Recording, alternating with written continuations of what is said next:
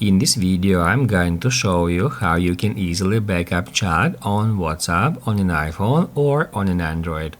Be sure to watch the video to the very end so you don't make any mistakes. Let's get started, guys, and first off, we need to open up WhatsApp app on our iPhone or on an Android. The process is similar for both of these platforms. And first off, we need to head over to Settings. After that, go to Chats, and that's where we can easily find Chat Backup.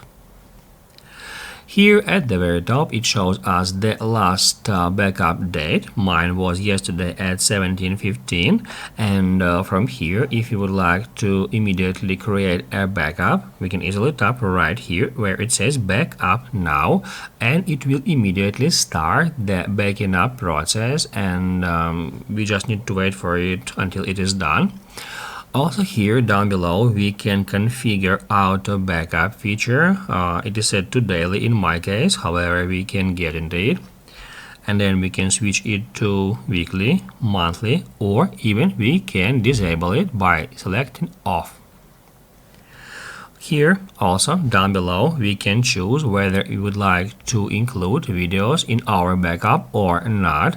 Keep in mind that if you include videos to your backup, it may highly increase its size.